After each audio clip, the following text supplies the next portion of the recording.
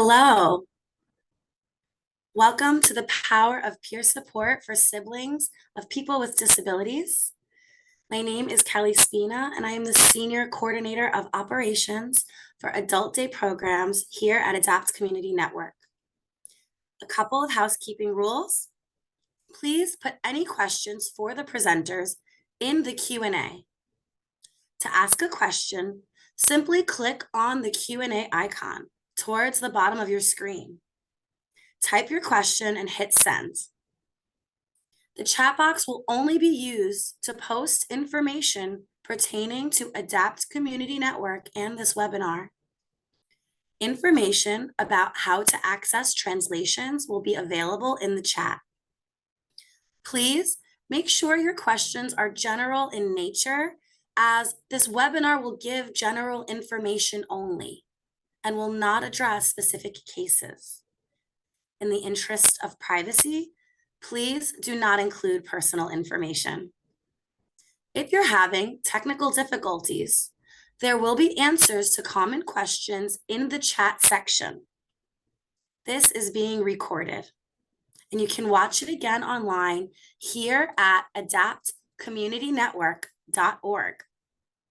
Be sure to follow us on social media at Adapt We Change.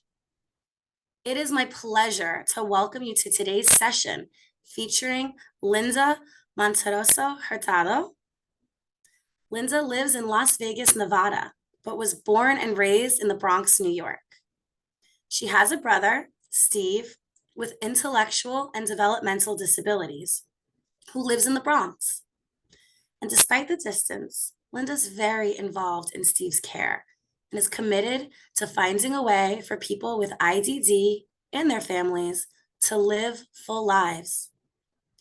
Linda serves as the chair of the board of directors for the Sibling Leadership Network and is a community advocate committee member for the Nevada Center for Excellence in Disabilities at the University of Nevada at Reno. Linda is a clinical research director by training and is currently working on her doctorate in health sciences, focusing on the important impact that support has on caregivers of those with developmental disabilities and their health. She holds degrees from New York University and George Washington University. Please join me in welcoming Linda Monteroso. Hello, thank you very much for the warm introduction, Kelly. It is my pleasure to speak to you today about the power of sibling support of people with disabilities. As mentioned, my name is Linda Monteroso Hurtado. I am the chair of the board of directors for the Sibling Leadership Network.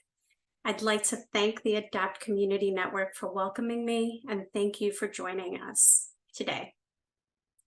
If you have any questions, as mentioned, please feel free to put them in the chat box. I'll make sure to address all questions at the end of the presentation.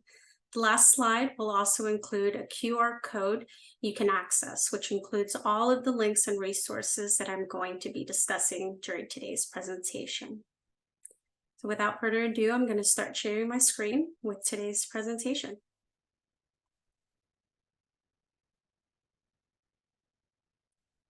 So I'd like to introduce you all to my brother, Steve. My brother and I are 5 years apart, and I am one of his biggest cheerleaders and biggest supporters. Steve and I may be 5 years apart, and we may live on opposite sides of the United States. As mentioned, I do live in Las Vegas, and Steve lives in the Bronx, but we FaceTime every night. And for me, being a sibling has influenced a lot of my day-to-day. So much so that I decided to focus on sibling well-being for my doctorate. Throughout the years, I've realized how important it is to help other siblings navigate the disability world.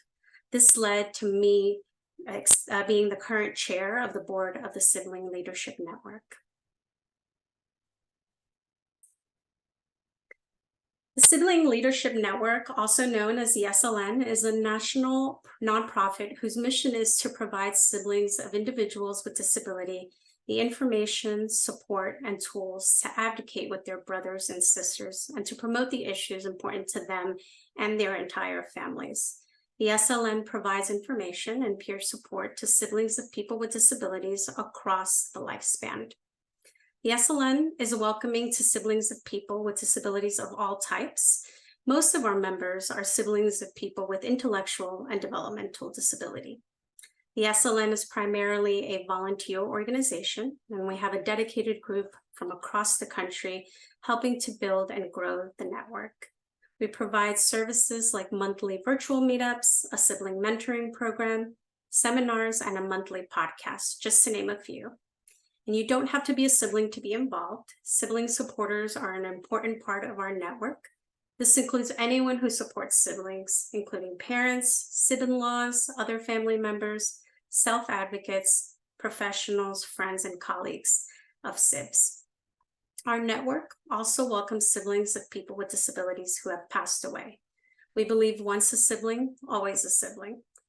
Currently, the SLN has 27 chapters in different states, including a New York chapter, and I'll share more information on them later in the presentation.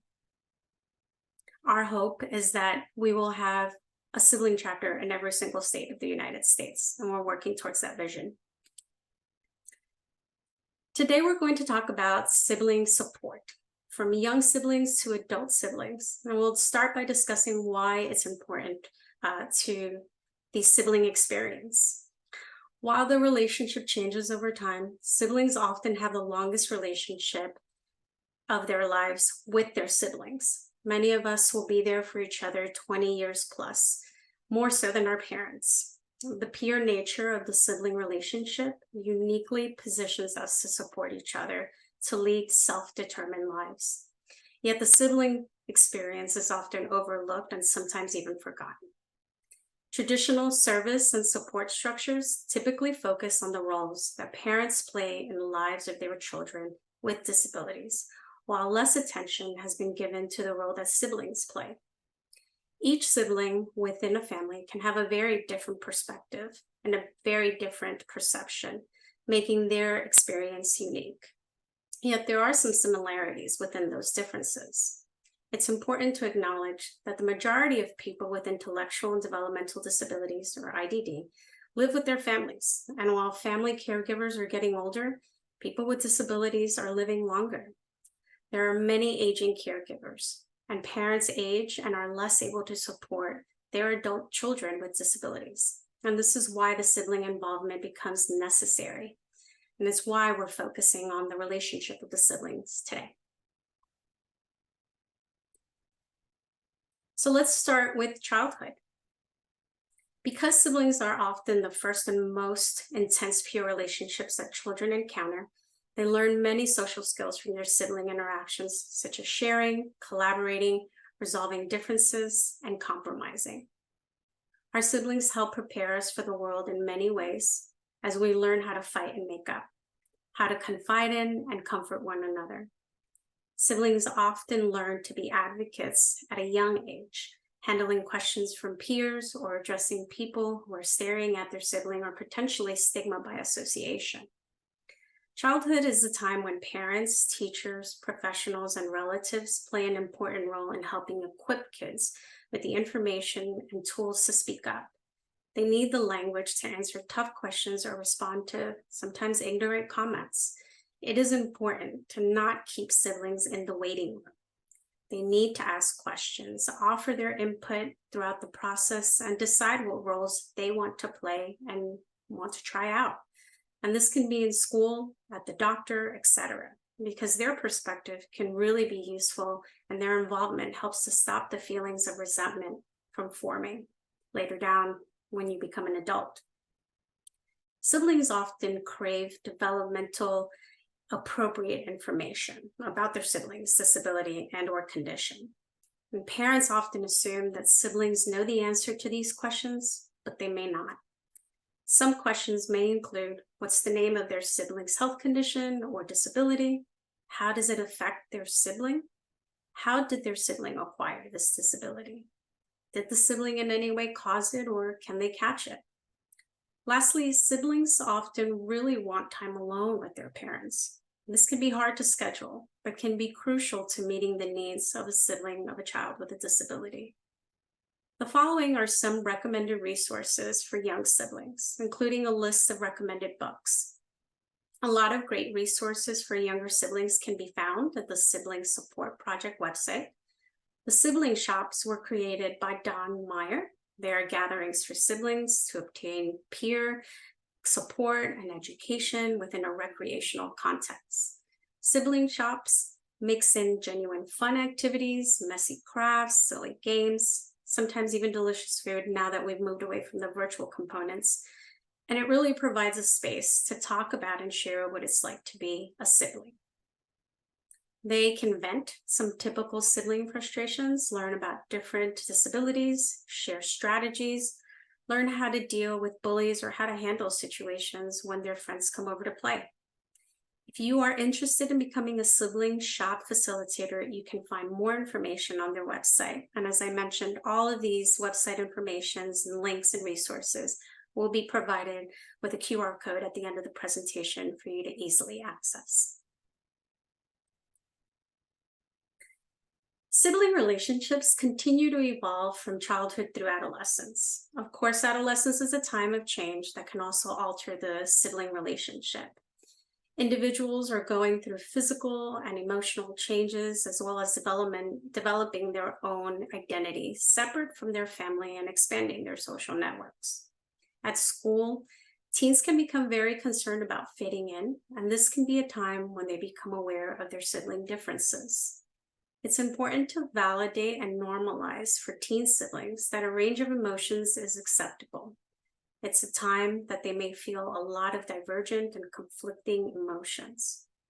When I think back, I felt lots of emotions as a teenager, and I was the older sibling of someone who really required a lot of attention from my parents. I had to become a caregiver at an early age to help my parents, but I've learned to navigate those feelings because my parents and I were very vocal and speaking very early on in the process. And research shows that regardless of how large the family is, most of the older siblings, sisters, in fact, take on the greatest caregiving duties for their brother or sister with disabilities. We can really see this develop in the teen years. There might be an older sister that babysits a lot, and while this is great, sometimes it can be difficult for siblings to be asked to step into the roles of parent. In addition to needs, there are some opportunities.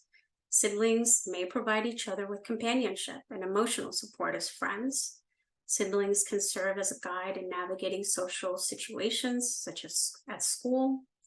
For siblings that may attend the same school as their brother and sister of disabilities, they can also have some important insight from a peer level perspective about anything that can be helpful from parents and teachers because they're in the same school setting. Also, siblings can be invited to be a part of IEP meetings and contribute their knowledge and insight. What better feedback than those from siblings that spend so much time with each other? However, make sure that the person with the disabilities wants their sibling before you extend an invitation.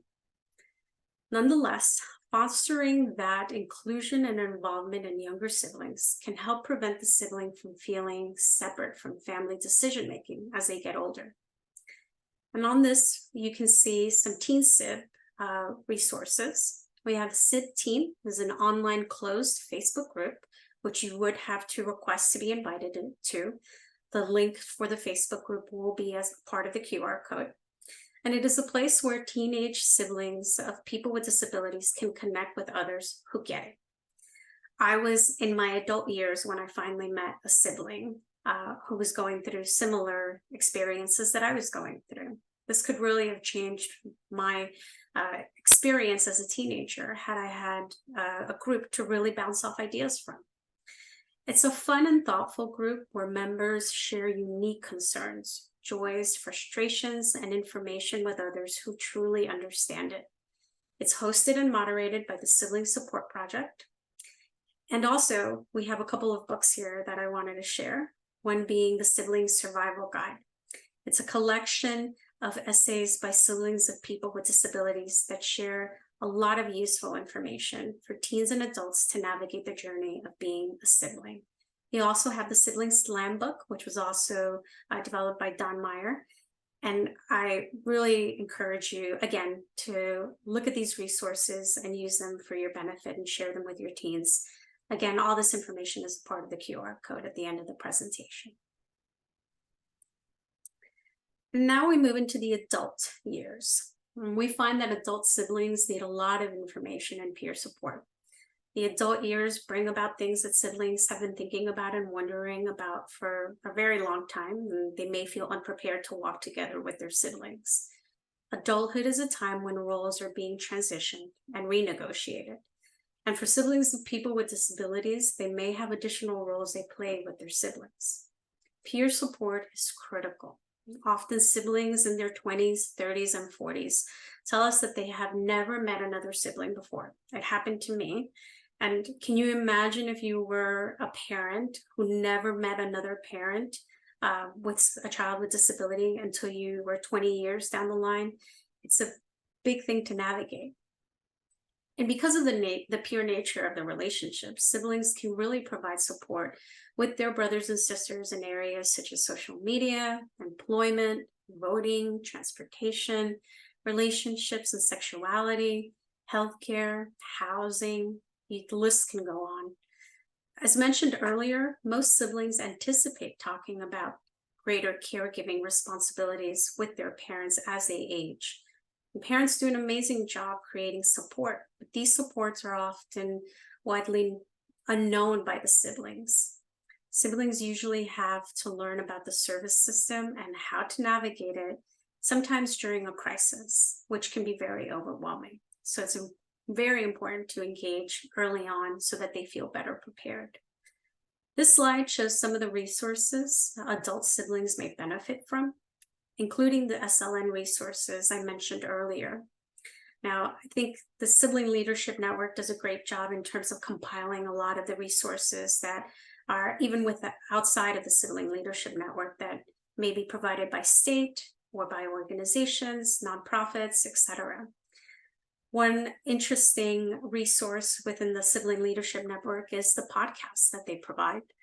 They range in a variety of different topics, from dating, love, sexuality from a sibling's perspective, setting boundaries and self-care, long-distance sibling caregiving, which was applicable to me, but among many other topics. And if you are not able to be a part of the future podcast topics, you can always go back to the website and see the recordings posted on the website for the Sibling Leadership Network. The website also has a wealth of information regarding future planning, which I'll discuss a bit further during the presentation. Our seminars are also coined symposiums. We use the SIB being that we're siblings instead of symposiums. And we invite experts to discuss different topics that may affect siblings. One of them recently was future planning, because that is incredibly important as an adult sibling. We also have sibling state chapters, as I mentioned, and each of the state chapters have their own virtual and in-person meetups. You are invited to join any of the state chapters, but please keep in mind that they may be sharing relevant state information, but the topic may be of interest to you. So we encourage you to follow on the webpage, on our Facebook, for any of the topics that other states may be offering that may be a benefit to you. SIBS New York is the New York chapter of the SLN. Please make sure to visit their meetup profile for more information regarding in-person meetups. I know that that's how I became a part of the Sibling Leadership Network community, when late in my 20s, early 30s, I went to a SIBS New York meetup myself and was able to meet others who were going through what I was going through. And it was during a very difficult time when I was actually relocating to a different state. So it was a crucial moment for me to really discuss with someone who gets it. And so we encourage you, for those siblings in New York, to really look at what SIBS New York has to offer. They have an email that's also provided in the QR code. They have a Facebook page that you can also access and request to be a part of. They will be posting some of their events on the website as well, on the Facebook website as well. In addition, AHRC provides a wide range of services to siblings, both children and adults. And lastly, SibNet on Facebook serves as an interactive, close community for adult siblings to connect with each other for information and peer support. Siblings can be added to the Facebook group as well. We have a book here listed for adults that's called Thicker Than Water by Don Meyer. And again, we encourage you to look at the resources that are on the Sibling Leadership Network along with the book. But really what I've found in my years really being connected to the Sibling Leadership Network as an adult is really the interactions that you have with siblings, be it on a virtual component or in person, where you really get an opportunity to share your insights, to share experiences, whether positive or negative. It is a safe space for you to be able to do so for your own well-being. So something that I was alluding to earlier, and I'd like to discuss a little bit more, is really the steep learning curve when siblings take on a greater caregiving role. And often this coincides with a time when their family is in crisis, which makes things much harder. Siblings need to be prepared sooner. Siblings need information, and we need to start by being a part of future planning conversations sooner, and to be engaged in the process to the extent that we want to be. Our brains are less able to hold on to or process information when we're dealing with something emotionally difficult, regardless of the topic. And this leads to information gaps that have pretty big consequences. Many people are familiar with the term, at least within the sibling community, the sandwich generation. But siblings of people with disabilities are often referred to as the club sandwich generation. Siblings have multiple caregiving responsibilities that they often juggle. They provide caregiving support to their aging parents, their own children, as well as that extra layer of their brothers and sisters with disabilities. The ultimate club sandwich occurs when siblings become the next generation of caregivers, when parents are no longer able to fill this role. And this can be overwhelming and too big to take a bite of, as you can see in the photo. As siblings become more involved in the care of their brother and sister with a disability, their own support needs will likely increase. Therefore, it's important and it's critical to understand what support siblings need from their viewpoint. Also, siblings get the support they need. Their brothers and sisters will have a better outcome. As I mentioned earlier, one of the main focuses that we have in the Sibling Leadership Network, we have a variety of different resources and a variety of different topics that we discuss throughout the lifespan of a sibling. But future planning tends to be one of the topics most siblings have questions about. It's something that can really help. And it's important to mention that people are often reluctant to start talking about this topic because it requires them to acknowledge their own mortality. Additionally, families are often overwhelmed at the lack of options and resources, or they lack knowledge about the resources available to them. And many parents talk about how they don't want to burden their own children with thoughts of the future. But most siblings are thinking about it and possibly worrying about it. So having that open dialogue, conversation might be beneficial for not only siblings, but for parents and their ease in terms of what's going to happen to my child.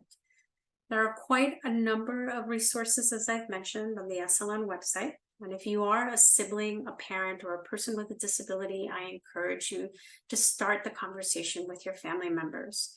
If you are a provider, please help families, encourage them to seek resources and look for information so that they can also take this on with greater purpose and with greater understanding.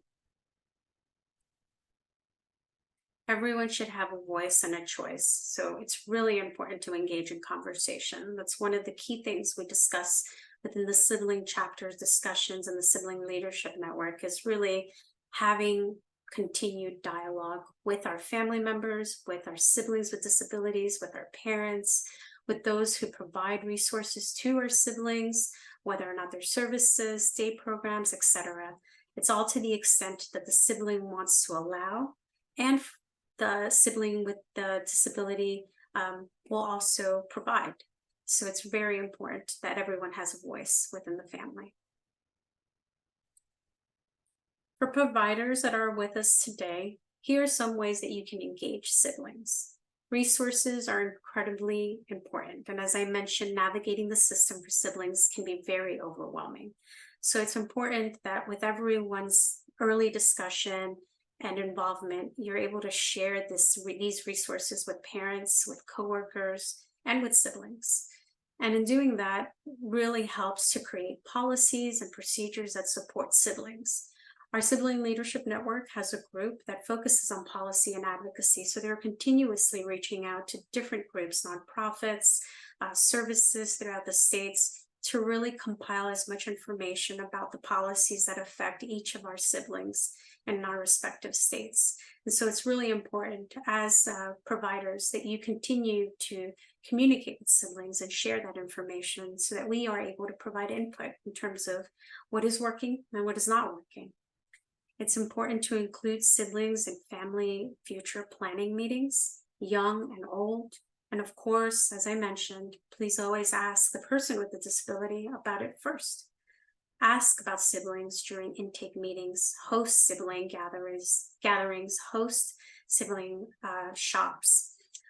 Make them a part of the board committees in your policies, whether they're siblings or family members. That will definitely help to really streamline processes to make sure that everyone feels engaged and a part of the process rather than policies being created without family input. Siblings may not have ever been invited to an event before, so invite them. Directly communicate with siblings. Support for siblings can really help connect with one another within the families with other siblings as well. So we encourage you to ask the person with a disability how they would like their sibling to be involved in the process. And lastly, don't expect siblings to just be like parents. Sometimes we are forced into those situations, but really with early communication and being able to navigate the system, engaging can really help to set expectations for everyone involved. I know my sibling doesn't want another parent, even though sometimes he may think I'm the third parent in the family, but we really want to ensure that siblings have the relationships they want with one another. And parents are awesome, but siblings can't just be replacement parents. Peer support and access to resources creates more time and space for us to be just siblings to one another and to really nurture the part of our relationship that's most important. So lastly, I just really want everyone to take a moment to scan the QR code. The QR code will be able to provide you with all of the links and the resources that I've discussed today. It really gives you a deep dive in terms of the topics that I discussed. With the Sibling Leadership Network page, you'll be able to get the access to the podcasts, to the webinars that we have, the symposiums, all of the resources for future plannings, etc. We have our email here, and my email is actually here. Please feel free to email me if you have any specific questions, if there's maybe connections I can create with you for SIBS New York or any other relevant groups. I'm happy to help in anything I can. You can connect to our email listserv as well. You'll find that on the QR code and in the webpage. You can sign up for the website. We have weekly emails about issues and topics that are important to our siblings. We have a LinkedIn page, a Facebook page, an Instagram page, and now that Twitter's shifted, I think we still have whatever Twitter's nowadays called, but we really encourage you to engage in the social media platforms, to share those resources, to highlight the state chapters as well. Again, as I mentioned, even if you are not a part of that state, they may be discussing a topic relevant to your specific needs. So really encourage everyone to ask questions and to really grow within the sibling connections. And with that, I'd like to just end my presentation and really thank you for your time. Do we have any questions?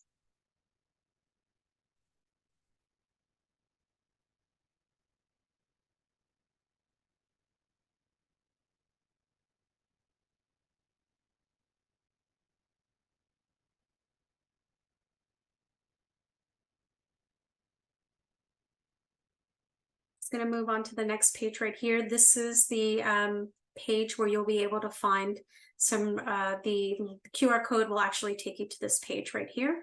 And if you just click the links from the Adapt Virtual Families Connect Summit, you'll be able to get everything that I've previously discussed.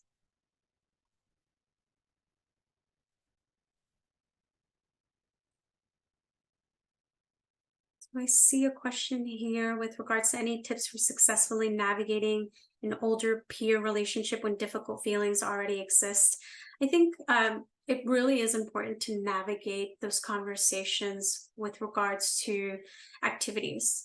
A lot of times teenagers don't want to discuss their feelings, but having that peer support is what's going to really help navigate those conversations. I think when adults come into the conversation, teenagers tend to tense up, and I'll speak about my experience as a teenager myself.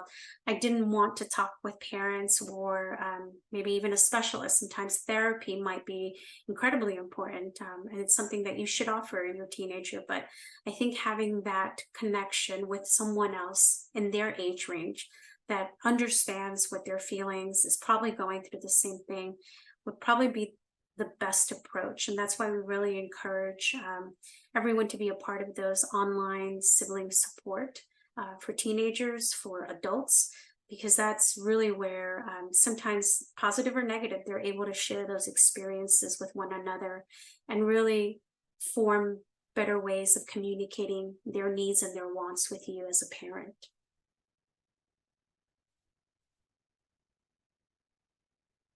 So I know there's a question with regards to support, guidance, and anything in Spanish. Most of our websites are all in English, but I am happy to also provide additional information in Spanish if you'd like to email me. And I'm just going to go back to the last page. If you just give me one quick second so that you have my email. Be able to send you any relevant information in Spanish. Some of our things are translated and may be able to help the Spanish speaking community. So I speak Spanish, so you're more than welcome also to email me, and happy to answer and send any support that I can. We have another question here. Oh, sorry, Kelly, are you? No, please take the question. Great. So do you know any activities we can do with both disabled and normal children? Yes, actually some of the SIV shops do have instances where they're inviting not only siblings with disabilities or siblings, atypical siblings, but both to do events together, to do any of the crafts together. When I was a sibling in New York and I met with Siblings New York, I was able to bring my sibling to a meetup so that he was able to meet other siblings as well. And it was a great opportunity for all of us to engage in a very informal setting. So there are those, I encourage you to look at those SIV shops within the Sibling Support Project. They have a lot of information there as well. I know that AHRC provides some SIB shops as well, and those are located in Manhattan.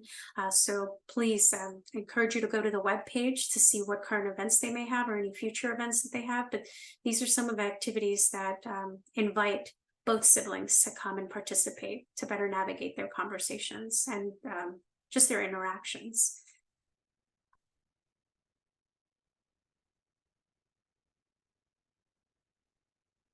And I just saw a comment about appreciate having a resource that no one knew existed. You know, I was in my late 20s when I became a part of the sibling world from a formal setting, but, you know, my brother and I are 5 years apart, and I navigated it for a very long time alone, and it felt very lonely. And that happens quite a bit with some of our siblings. But once you connect with others that are going through what you're going through, you feel somewhat of a sense of relief that you're not the only one going through something. So I'm really happy that spaces like the Sibling Leadership Network and other nonprofits that exist there are able to provide these resources for our siblings. We have a question of, are there any presentations that are forthcoming that siblings can listen to? From an ADAPT perspective, I'm not sure, but from a sibling leadership perspective, again, I encourage you to go to the website. We update that very frequently. The Facebook page will also have a lot of events that are happening, even just some informal meetups that the state chapters will have. The podcasts will also be a great source of information so that they can listen into some important topics as well.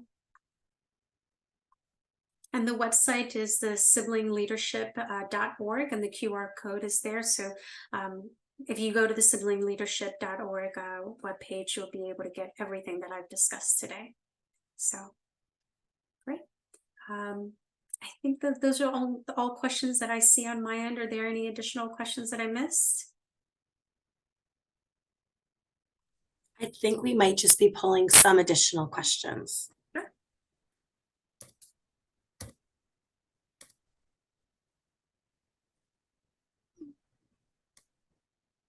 Okay, wonderful. Just give us a second.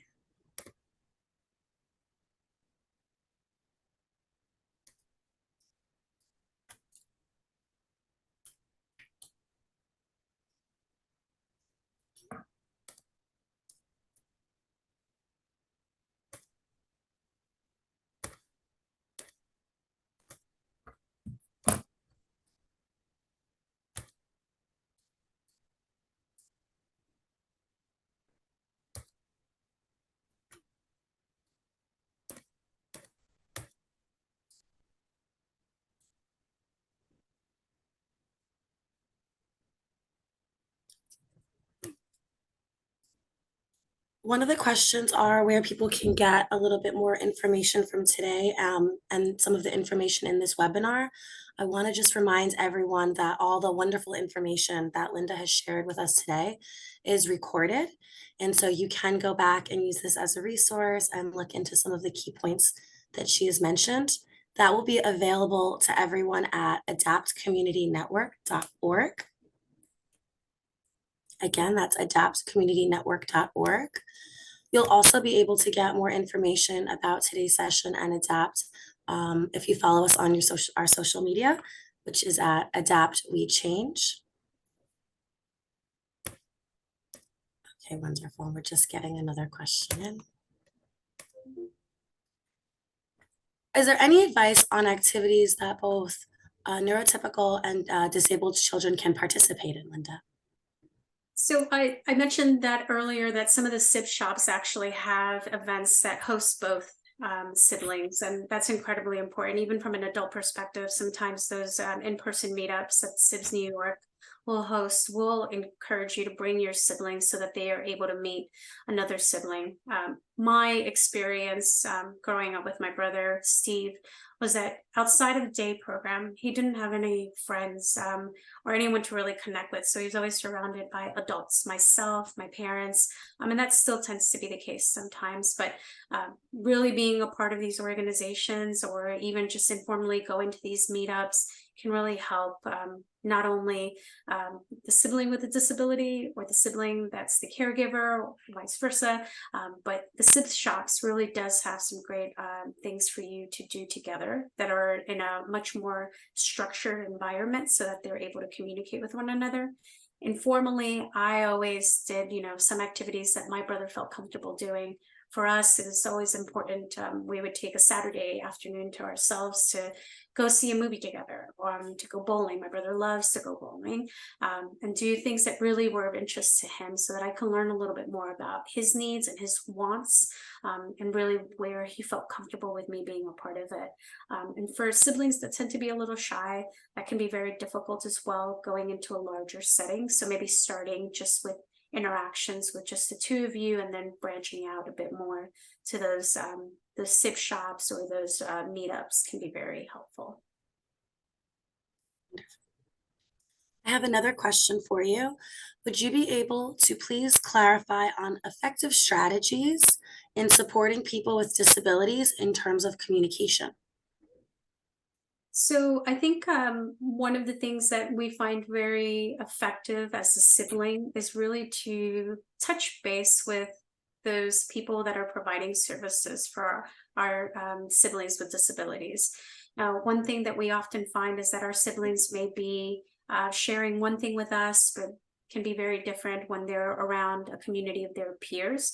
And so from a communication standpoint, it's nice to know the overall kind of picture, right, for our siblings. So For myself as a sibling, effective communication for my brother has always been working with his day program coordinators, with people that are providing services for him, be it his therapists.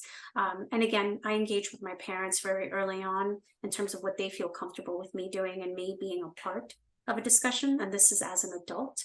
When I was younger, as a teenager, it was a little bit much more difficult to know what my brother wanted. And again, my brother has speech that is a bit more difficult for him. So we would really just do more strategies focused on activities so that I would feel comfortable with him and he would feel comfortable with me in whatever way he felt open enough to share.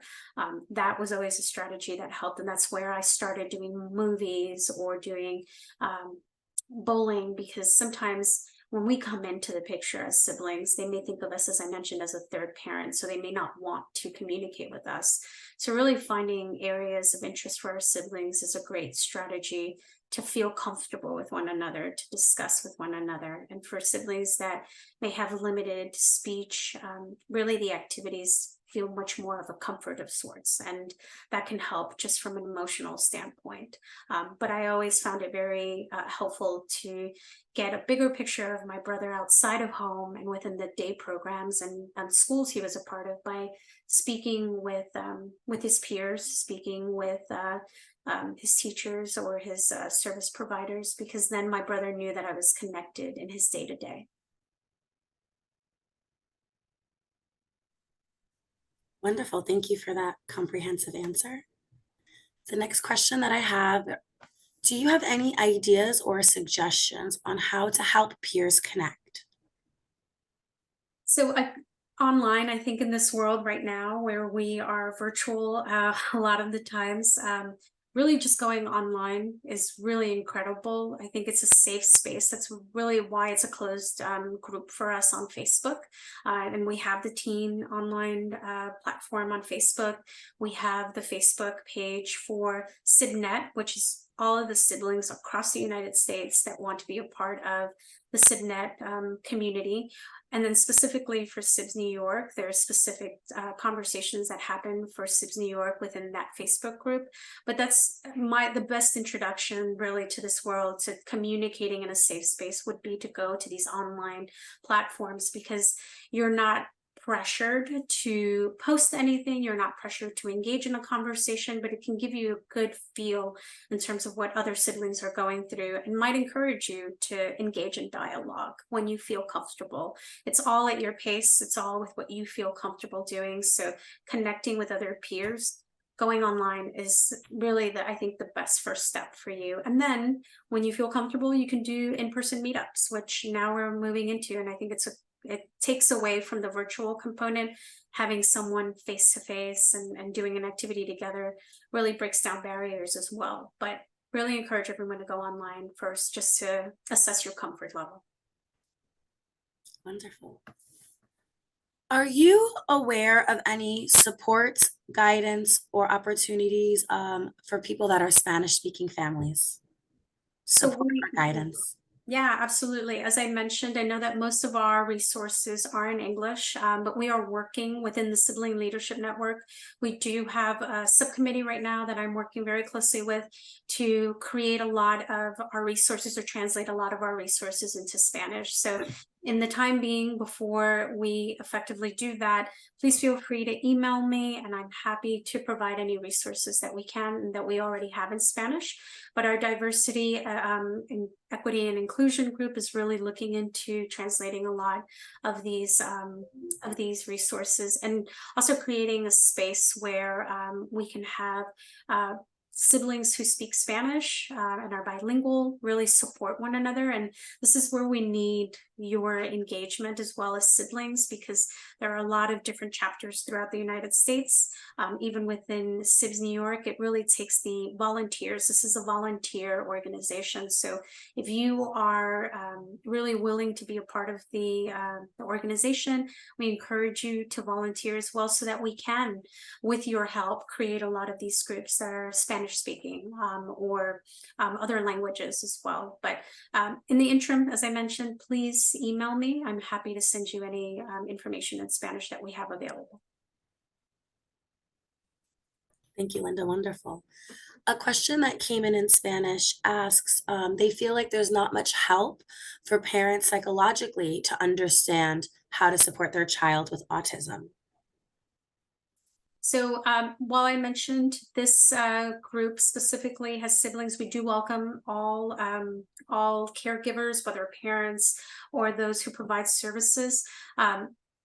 We don't focus necessarily on the parent perspective, but we do provide the sibling input. And so it may be that there are guardians, for example. We have specific topics, so I may not know specifically to this point. So I'm happy to follow up with ADAPT and with the individual who asked the question, just to provide maybe the right contact that we work with. Because as I mentioned, for the symposiums, for the webinars that we have, we invite specific professionals within that space to share on their topics and to present. So it may be that I have a relevant topic, a relevant contact that I can connect them with, because I don't have that answer off the top of my head right now immediately. What advice would you give for a family navigating the waters of a newly diagnosed child while also supporting other children in the household? That's a great question. I think it can be very overwhelming and emotions take over. So I think it's important, as I mentioned, to just really start having that early conversation, starting early on. Giving the attention across the board can be very difficult. And we mentioned that early on. When someone is newly diagnosed, it can really affect what you're thinking for future components. So engaging early on with some of these groups will help navigate that. As we mentioned, we have some the SIB shops that we have for children who are young. But I really would say take it day by day. Things change very drastically. And sometimes it could be very minor changes. It can be big changes. But myself, as an example, I lived in New York for 35 years. I relocated when I was 35 years old. And so that was a change for my parents to acknowledge. And as the only sibling for my brother, it was something that we had to navigate together. And it was something that happened suddenly due to a career advancement for me. So whether it's someone that's an adult or someone that's young, I think just having that conversation, taking it step by step, really acknowledging everyone's emotions is key to this, because everyone may be going through different things. From a parent perspective, you want what's best for your child, for all of your children. And from a sibling perspective, it's what's going to happen next, and what does this mean for me? And so really addressing those questions with the help of these resources, because you can't do it alone, is key, I would say. Wonderful. Thank you for that answer. Yeah. Do you feel like there is a good time or marker to start to introduce some of the themes that one of the siblings may be different or need additional support?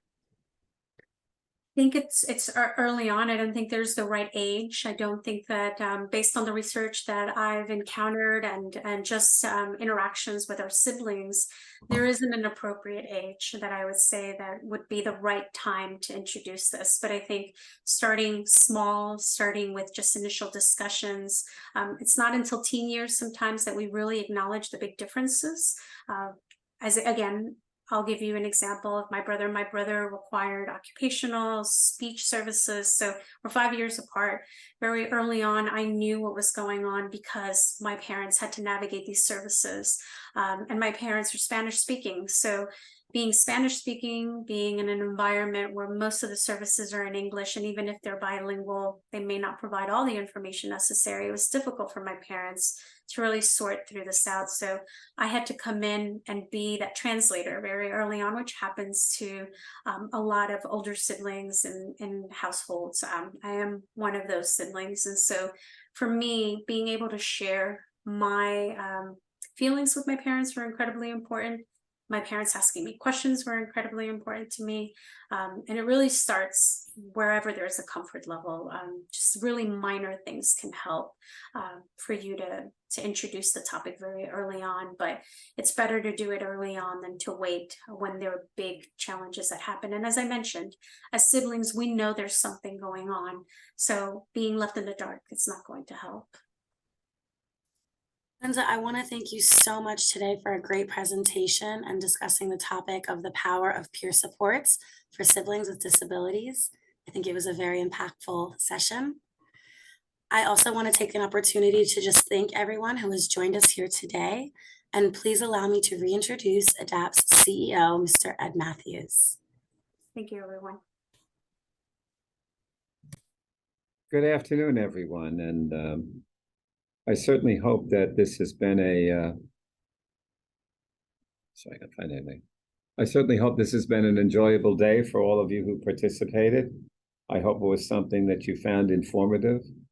I hope you took away from the speakers what they put into it, which was quite obviously significant, thoughtful, and professional. And I know that all of you got something out of that. I know I did.